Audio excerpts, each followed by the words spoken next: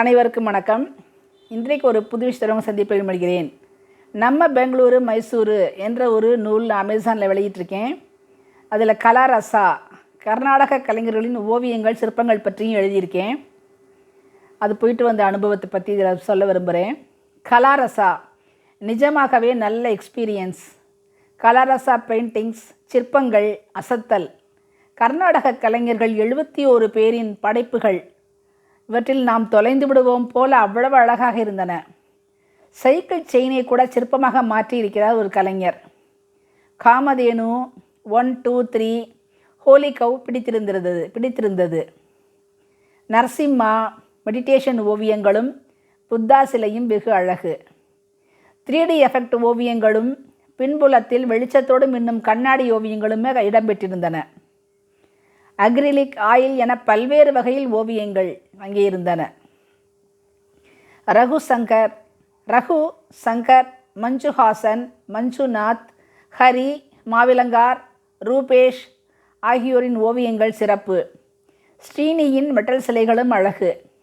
யதார்த்த வாழ்க்கையையே day dreaming என்ற வகையில் ஓவியமாக மிடில் கிளாஸ் குடும்பத்தையும் வெளிப்புறத்தில் பட்டங்கள் பறக்க மாட மாளிகைகளை கனவு காண்பதுமான ஓவியம் அட்டகாசம். பெருவிரல் ரேகையை மட்டும் கொண்டு வரையப்பட்டதான ஒரு ஓவியம் இருந்தது. அது இயற்கையை நாம் எவ்வளவு சீரழிக்கிறோம் என்பதான ஒரு ஓவியம். இன்னொன்று எல்லாமே நச்சென்றிருந்தன. ஸ்கை ஸ்கிராப்பர்ஸ் என்ற தலைப்பில் கட்டடங்கள் நம்மை ஆக்கிரமிப்பதான ஓவியமே ஒருவரின் தீமாக இருந்தது. பென்சில் ஸ்ட்ரோக்ஸில் ஒரே கட்டடங்கள் மட்டுமே ஒரு ஓவியம் முழுமைக்கும் இருந்தது. அது பெத்தனஹள்ளியை கடந்தால் போல் இருந்தது. 2 சிவப்பு இதழ்கள் மட்டுமே கொண்ட ஓவியத்தை ஒருவர் வரைந்திருந்தார். அதன் மையக்கரு 2 இதழ் மலர். அது காம்போடு சேர்த்து கிளியாகவும் உருப்பெற்றிருந்தது. இன்னொரு ஓவியத்தில் மையத்தில் நீலம் காமத்தை உருவகிப்பதாக இருந்தது.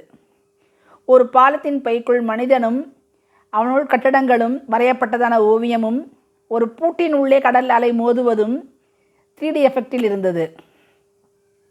இயற்கையை நாம் எவ்வளவு மாசுபடுத்துகிறோம் பாழாக்குகிறோம் என்பதை நச்சென்று அறைவதைப் போல பல ஓவியங்கள் இருந்தன. மெட்டல்களில் ஒரு நாயின் மேல் மொத்த குடும்பமும் பயணிப்பது, ஆட்டோ, ரிக்ஷா, சைக்கிள் போன்ற சிற்பங்களும் இருந்தன. செதில்களும் இறகுகளுமே ஒரு ஓவியத்தின் மையப்பொருளாக இருந்தது. ஓவியர்கள் மனிதர்களின் மல்டிபிள் பர்சனாலிட்டியை விளக்குவது போல இருந்தது. அந்த ஸ்பிளிட் பர்சனாலிட்டியின் பிம்பத்தை சுட்டுவதாகவும் சில ஓவியங்கள் இருந்தன. மிக பெரும் அலுவலகங்களில் வைக்கப்பட வேண்டிய ஓவியங்கள் அவை. நீண்ட தூரத்திலிருந்து பார்க்கும் போதுதான் அதன் அழகு இன்னும் பிரமாதமாக வெளிப்படும். சித்திரபுத்திரன், அனு, டெபி ஆகியோரின் லஸ்ட் ஓவியங்களும் இருந்தன. டெத் பெட் அண்ட் க்ளோசெட் போன்ற சிற்பம் கைவினைப் பொருட்களும் இருந்தன. ஒருவேளை நமக்கு ரசனை குறைவோ என்னவோ. விலை சுமார் 5000 ரூபாயிலிருந்து 2.5 லட்சம் ரூபாய் வரை. நாம் பார்க்கத்தானே போனோங்க. எல்லாம் கலாரசா தானேங்க. அது ஃபோட்டோ எடுக்க கூட அவங்க விடலை. எனவே என்ட்ரன்ஸை எடுத்தேன். டைம் கிடைச்சா போய் பாருங்கள். 100 புத்தகங்களை திடீர்னு புரட்டிய அனுபவம் கிடைக்கும். இடத்த சொல்ல விட்டுட்டேனே. 6வது மாடி 6th floor high street building 11th main Jayanagar 4th block Bengaluru. நன்றி.